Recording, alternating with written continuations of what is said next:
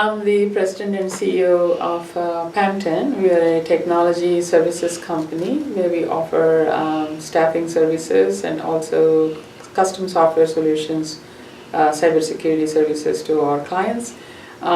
We also started a new initiative called SheTek, so where we are trying to encourage and promote more women into technology field.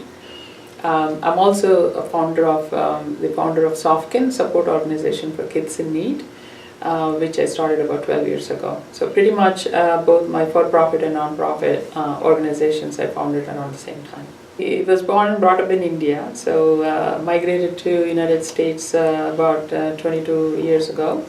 I used to work for a pharmaceutical company, Bristol Myers Squibb. I worked there for over 15 years. So during that time, I founded my nonprofit called SOFKIN to provide loving homes to underprivileged and destitute children in India. So our model is we have about 15 to 20 children in each home, where there are caretakers who are also the women from the streets. We bring them and give them rehab, medical attention, and train them to be caretakers. So I also felt that I can create something much larger. So where I went ahead and co-founded PamTen with my business partner Prasad Tanjilla in 2007. So after I left Bristol Myers Squibb, it pretty much became like these two are my worlds apart from my own family. Both the organizations started to grow really at a very, very impressive pace. So it was important for me to also get into the mainstream, to be able to, really grow and expand both these organizations. So initially I felt very shy and naive to kind of get into that mainstream and be out there. Especially most immigrants probably would face the same challenges with the culture and living style and the kind of independency you have to take on, and also being able to feel comfortable to be accepted in the society. So I felt that there are many barriers that I established in my own mind, and we're also conditioned about certain things in our culture to really cut through those barriers and be able to push myself, challenge myself to become what I am, was something that I would call as a great interesting journey, which I also think back and really cherish those experiences. But I would say this country is full of opportunities, and it's important for each one of us to see those opportunities and really leverage them.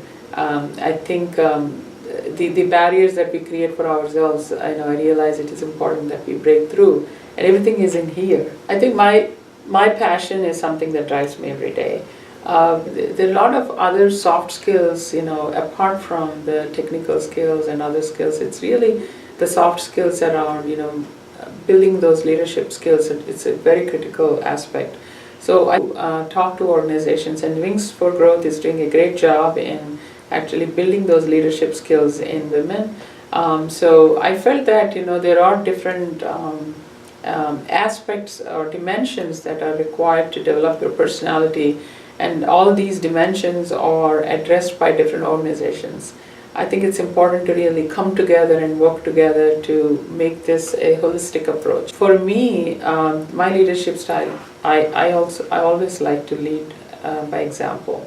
So the women in our company should be seeing how I'm operating, and I cannot say one thing and do something else.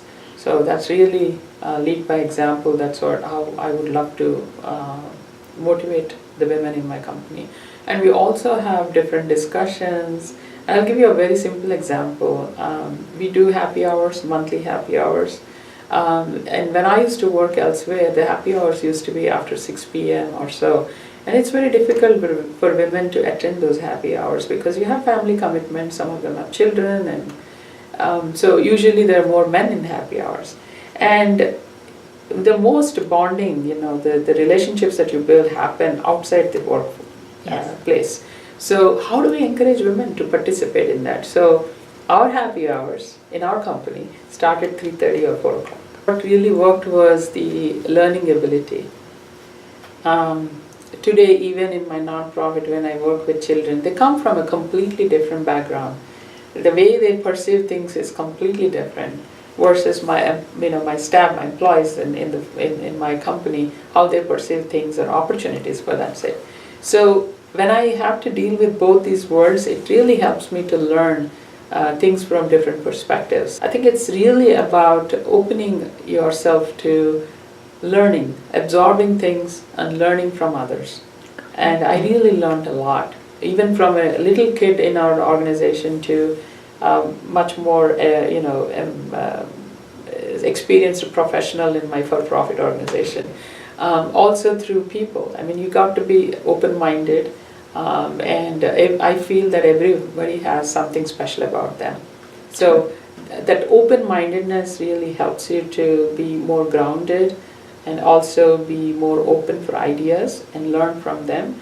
I always looked at people about all the best qualities they have, and whatever I was able to resonate with, I try to learn those qualities. Pushing myself was all about learning more and more and more. And that's what is my style of really breaking those barriers and move forward. I was very naive, and I didn't have the confidence, nor I believed in myself. I always felt that I'm lower than the other person, always underestimated my inner potential. I think for everyone, there is one success that builds the confidence, and you build upon it, and you keep building upon it, and your confidence starts to build.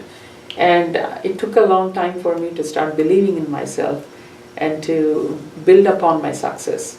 One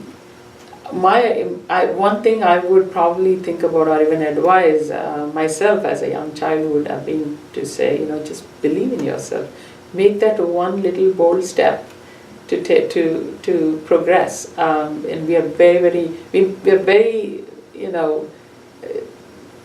doubtful about ourselves, and we hesitate to make that move. I think it's important to believe in ourselves and to move forward. And the success is something that will build your own self-confidence. That's something I would suggest everyone to kind of think about.